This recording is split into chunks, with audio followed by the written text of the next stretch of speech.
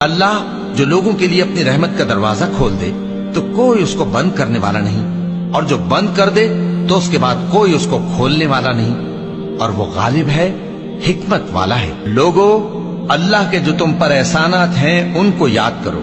کیا اللہ کے سوا کوئی اور خالق اور رازق ہے جو تم کو آسمان اور زمین سے رزق دے؟ اس کے سوا کوئی معبود نہیں، بس تم کیسے الٹائے جاتے ہو؟ اے پیغمبر، اگر یہ لوگ تم کو جھٹلائیں تو تم سے پہلے بھی پیغمبر جھٹلائے گئے ہیں، اور سب کام اللہ ہی کی طرف لوٹائے جائیں گے۔ اور ہم نے انسان کو کھنکھناتے سڑے ہوئے گارے سے پیدا کیا ہے، اور جنوں کو اس سے بھی پہلے بے دھوئیں کی آگ سے پیدا کیا تھا۔ اور وہ وقت قابل ذکر ہے جب تمہارے پروردگار نے فرشتوں سے فرمایا تھا کہ میں کھنکھناتے سڑے ہوئے گارے سے بشر بنانے والا ہوں، بس جب میں اس کو درست کر لوں اور اس میں اپنی طرف سے روح پھونک دوں تو اس کے آگے سجدے میں گر پڑنا۔ چنانچہ فرشتے تو سب کے سب سجدے میں گر پڑے مگر شیطان کہ اس نے سجدہ کرنے والوں کے ساتھ ہونے سے انکار کیا۔ فرمایا، اے ابلیس، تجھے کیا ہوا کہ تو سجدہ کرنے والوں میں شامل نہ ہوا؟